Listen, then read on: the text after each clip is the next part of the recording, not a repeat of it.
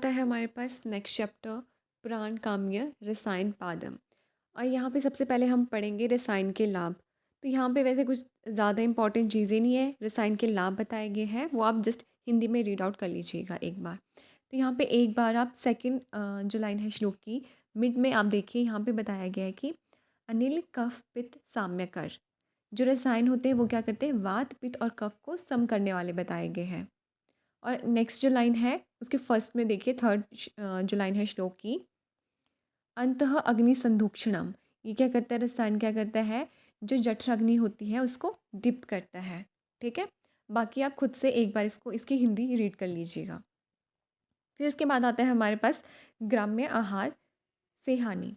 अब जो ग्राम्य आहार होते हैं वो होते क्या है, पहले हमें ये पता होना चाहिए। तो ग्राम्य आहार वो होते हैं, मतलब रसायन से ऑपोजिट जो आहार होता है, ठीक है, को ग्राम्य आहार बोल सकते हैं। कि रसायन से ऑपोजिट जिसके जो गुण धर्म होते हैं, ठीक है, जो धातुओं को क्षीण करते हैं, दोषों को कुपित करते हैं, रोग उत्पन्न करने वाले जो होते हैं, उन्हें हम क्या बोलेंगे, ग्राम्य आहार बोलते हैं। तो यहाँ पे बोला गया कि ग्राम्य आहार से हानि। तो इसकी फर्स्ट लाइन आप हाईलाइट करिए, यहाँ पे लिखा है श्लोक में, सर्वे शरीर दोषा भवन्ति ग्राम्य आहार।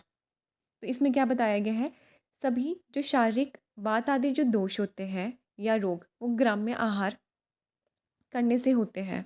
ठीक है, क्या बोला गया है इसमें, जो भी हमारे पास जो शारीरिक दोष होते हैं या फिर जो रोग होते हैं, ठीक है, दोषों को कुपित करते हैं और रोगों को उत्पन्न करने वाला क्या बताया गया है, ग्राम्य आहार बताया गया है।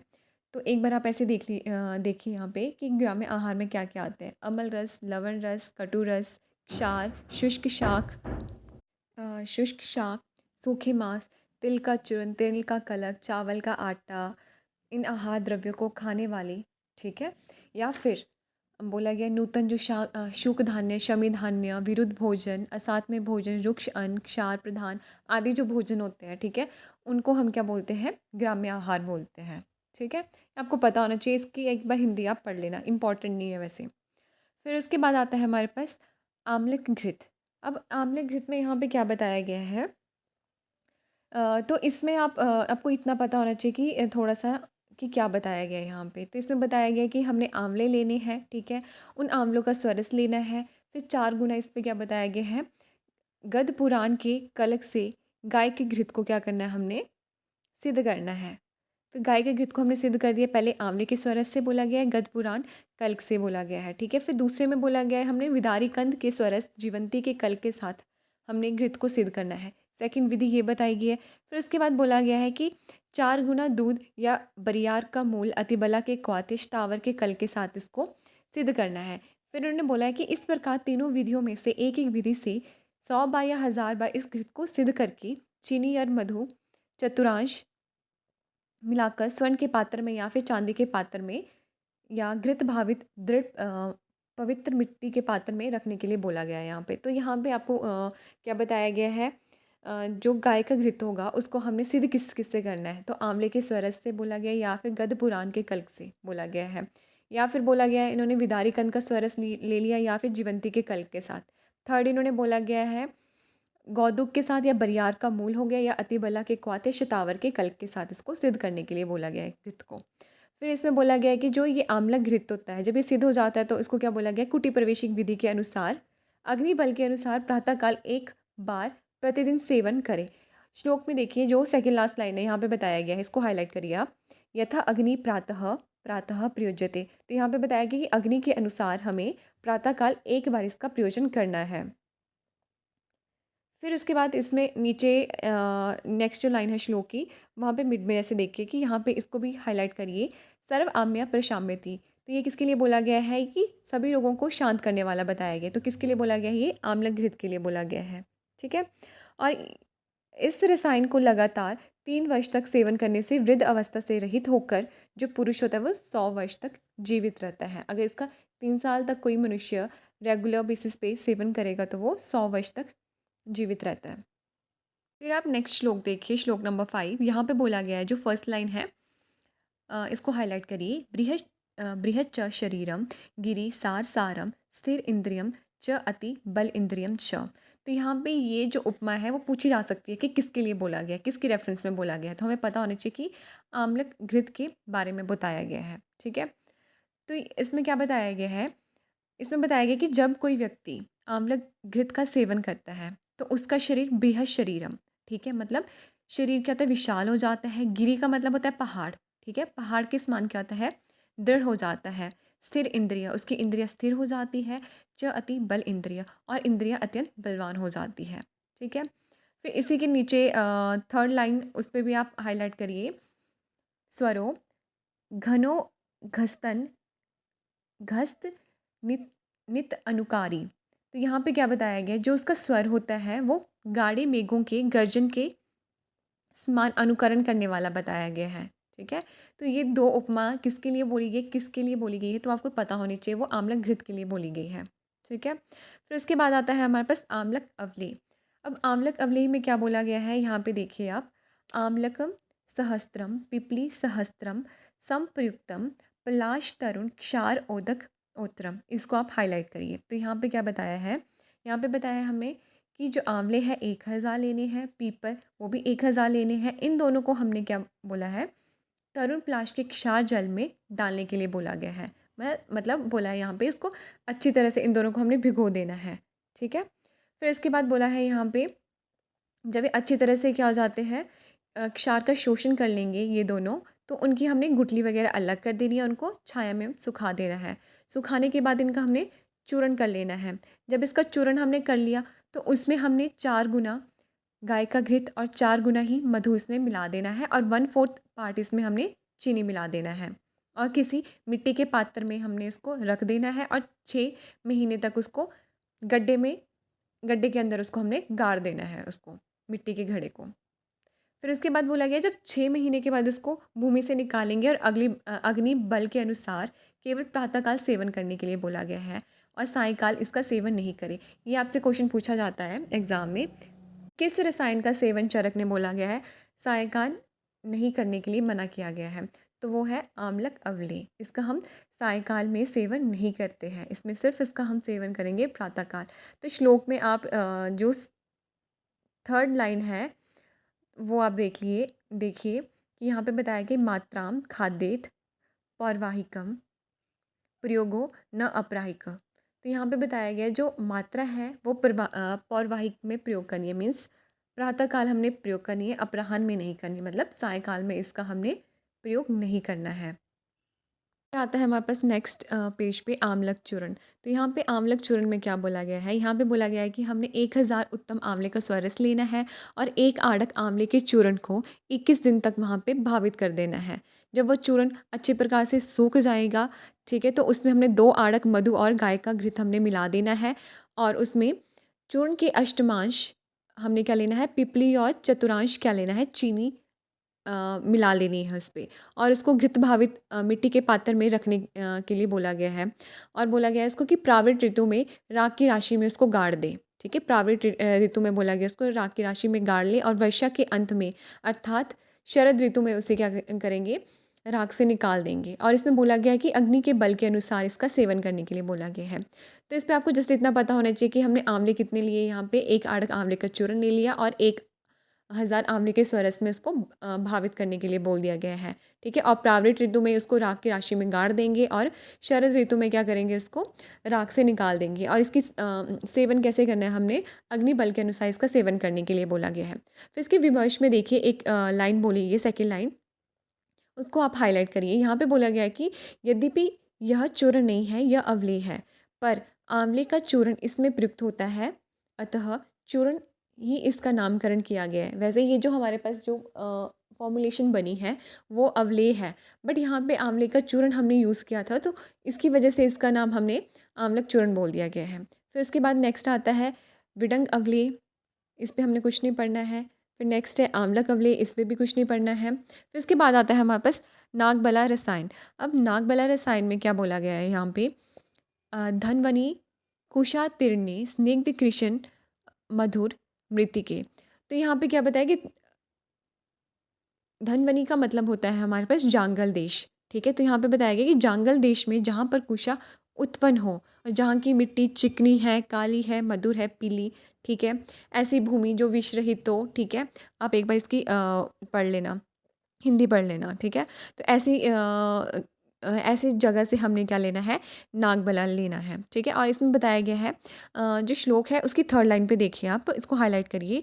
शीर्ण पुराण पर्ण अन्य संजात अन्य पर्णानि तपसी तपस्या व मासे सूचि प्रयतः। तो यहाँ पे क्या बोला गया है, जिसके पुराने पत्ते गिर गए हो और नवीन पत्ते उत्पन्न ना हुए हो, ऐसे पत्ते रहित नागबला के मूल को माघ या फाल्गुन मास में पवित्र व सावधान होकर उखाड़ने के लिए बोला गया है, ठीक है।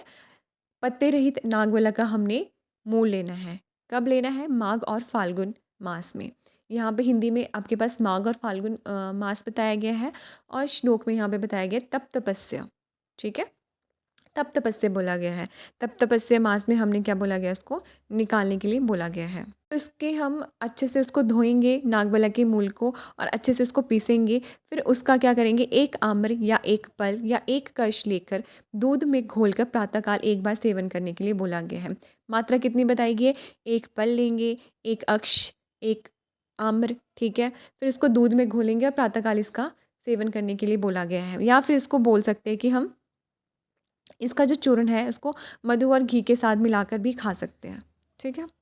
फिर नेक्स्ट ना पेज पे देखिए, वहाँ पे लिखा है कि सुश्रुत ने इसे क्षय में रसायन बताया गया, क्षय रोग में, राज्य क्षमा में इसमें उपयोगी बताया गया ये नागबला रसायन को। इसको हाईलाइट करिए आप। फिर इसके बाद आता है हमारे पास 19 बलादी रसायन, ठीक है। आपको पता होनी चाहिए चरक ने बलादी रसायन कितने बताए गए हैं, तो टोटल बताए गए हैं 19। फिर इसके बाद इंपॉर्टेंट आता है हमारे पास भलातक क्षीर। तो भलातक क्षीर में हम क्या पढ़ेंगे, श्लोक की फर्स्ट लाइन देखिए। भलातक अन्य उपहंत न आम्य न अन्य पूर्ण रस प्रमाण वीर्याणि पक्व जाम्ब प्रकाशानि शुचो शुक्रे व मासे संग्रह। यहाँ पे बताया गया है जो हमने बिलावे लेने हैं, बिलावे का जो फल लेना है वो अनुपथ नहीं बताया गया है। अनुपथ का मतलब होता है जिसे चोट मतलब डंडे आदि की चोट से ना तोड़ा गया हो, जिसमें कोई मतलब डैमेज ना हुआ हो, वैसे हमने भलातक का फल लेना है। फिर इसके बाद बोला गया है जो रोग रहित हो, जिसमें कीड़े आदि वगैरह ना लगे हो, ऐसा फल लेना है। और इसमें बोला गया है जिसमें पूर्ण रूप से रस प्रमाण वीर्य वर्तमान हो, ठीक है। और जो पके हुए जामुन के समान वर्ण वाला हो, ऐसा हम ना ऐसे हमें भिलावे लेने हैं। और कब लेना है हमने? सूची शुक्र मास में बोला गया। सूची शुक्र मास में मतलब ज्येष्ठ और आषाढ़ के मास में इसको लेना है। जब हम भिलावे ले लेंगे तो उसको क्या करना है, हमें जौ की राशि या फिर उड़द की राशि में उसको रख देना है। 4 महीने तक हमने वहाँ पे रख दिया। फिर बोला गया है हमारे पास यहाँ पे दिन और पूस के मास में उसको निकाल देना है, ठीक है। तो यहाँ पे आप श्लोक में यव पल्ले पल्ले माश पल्ले व निधापेत तानि चतुर्मास स्थितानि सहसी सहस्य व मासे प्रयुक्त उक्त मार भेद आएगी कि यव और पलल की राशि में उसको यव की राशि में या फिर मास की राशि में रखना है, और 4 महीने तक उसको स्थापित करना है। सहस्य मीन्स अघन और पूस में उसको निकालने के लिए बोला गया है। फिर उसके बाद बताया गया है हमारे पास कि जब सबसे पहले हमने क्या लेना है, 10 बिलावे के फल लेने हैं, ठीक है। फिर 10 बिलावे के फल को काट कर उसको अच्छे से हमने तोड़ लेना है। फिर उसमें क्या करना है, 8 गुना जल में उसको मृदु आंच पे पकाएंगे।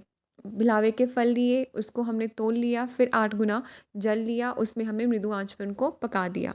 जब 1/8 पार्ट उसका शेष रह जाए तो उसको उतार लेंगे, ठीक है। फिर उसमें हमने दूध मिला दिया। फिर पीने से पहले क्या करना है, मुख के भीतर भाग को हमने घृत का लेप कर देना है। फिर उसके बाद हमने या फिर उसका कवल धारण भी कर सकते हैं। घी का कवल धारण करना है या फिर उसको मुख को हमने घी से लेप कर देना है। फिर उसके बाद हमने जो बिलावे से मिश्रित जो दूध होता है उसको हमने पी लेना है। प्रथम दिन 10 बिलावे का प्रयोग करना है। फिर उसके बाद हमने एक एक बिलावे की जो मात्रा है वो प्रतिदिन बढ़ाते जाना है, ठीक है।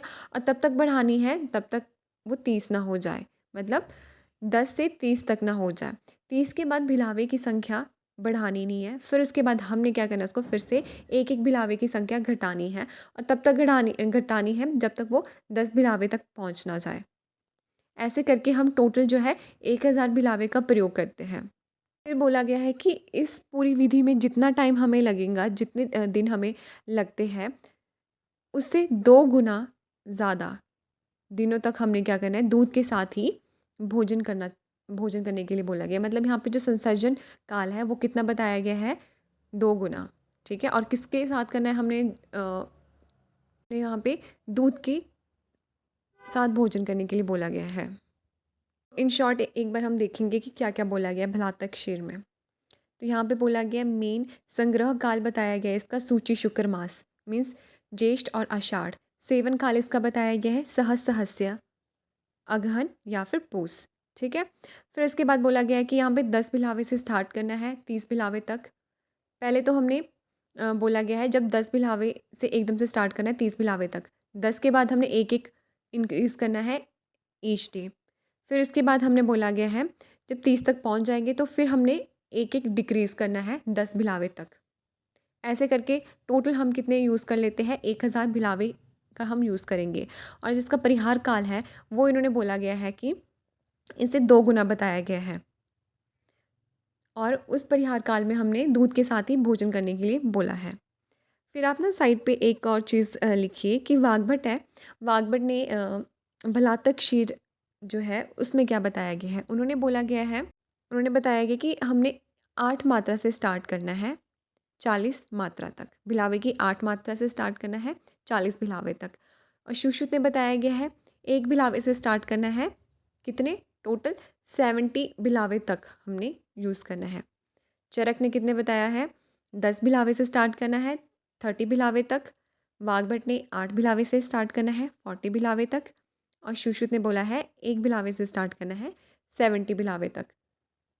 फिर आप एक और इम्पॉर्टेंट चीज़ लिखिए, चरक ने क्या बताया गया है, टोटल 48 डेज़ बोला गया है। ये चरक बोलते हैं कि टोटल 48 डेज़ लगते हैं। और रसायन बोला गया है इसको भलातक को, जो वर्धमान भलातक क्षीर है, ठीक है, ये क्या है हमारे पास रसायन है।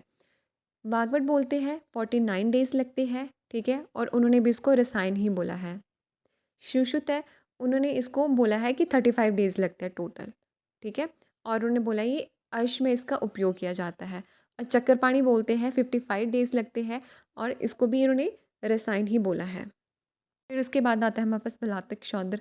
तो यहाँ पे आपने सिर्फ ये याद रखना है कि इसमें बोला गया है कि पिष्ट स्वेदन घड़े में उसको भरने के लिए बोला गया बिलावे के टुकड़े को, ठीक है। फिर उसके बाद आता है भलातक तेल। फिर उसके बाद आता है भलातक के 10 योग। अब भलातक के 10 योग कौन कौन से बोलेंगे आपको पता होने चाहिए। भलातक सर्पी, भलातक क्षीर, भलातक शौद्र, गुड़ भलातक, भलातक यूष, भलातक तेल, भलातक पलल, भलातक सक्तु, भलातक लवण, भलातक तर्पण। क्या क्या बोले गए हैं आप याद रखो। घी बोला है, तेल बोला है, मधु बोला है, दूध, ये 4 बोले गए हैं। घी, तेल, दूध, मधु। फिर उसके बाद बोला है तर्पण, यूष, पलल, सत्तू, लवण, गुड़। तर्पण, यूष, पलल, सत्तू, लवण, गुड़। ये 10 बताया गया है भलातक के 10 योग, पता होने चाहिए आपको। फिर उसके बाद बताया गया है श्लोक नंबर 17, यहाँ पे बताया गया कि बिलावे के गुण।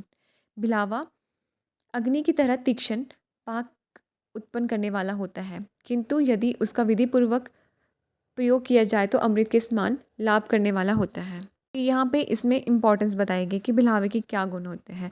भ्लात्कानि तीक्ष्णानि पाकीय अग्नि समानि श भवन्त्य अमृत कल्पानि प्रयुक्तानि यथाविधि। ये आपसे पूछा जा सकता है कि किसके लिए बोला गया है, ठीक है, कि भवन्त्य अमृत कल्पानि प्रयुक्तानि यथाविधि, अमृत कल्प के समान बताया गया है अगर इसका हम यथाविधि प्रयोग करेंगे, ये बिलावे के लिए बोला गया है। फिर इसके बाद आता है हमारे पास नेक्स्ट जो श्लोक है, भलातक कफश रोग का शत्रु। ये भी आपसे पूछा जा सकता है कि ये किसके लिए बोली गई है ये चीज़। कफजो न स रोग अस्ति न विबंधो अस्ति कथनश्च। यहाँ पे बताया गया है कि ऐसा कोई कफजन्य रोग नहीं है या फिर विबंध नहीं है जो बिलावे के यूज़ से शीघ्र नष्ट ना हो। फिर बोला गया है यम न भ्लातकाम हन्य शीघ्रम मेधा अग्निवर्धन। और ये जो बिलावा होता है वो क्या कहते हैं, शीघ्र ही मेधा और अग्नि को बढ़ाने वाला बताया गया है। तो आपको पता होना चाहिए जो बिलावा है कफज रोगों में, विबंध में यूज़ होता है और साथ ही अग्नि और मेधा को बढ़ाने वाला बताया गया है।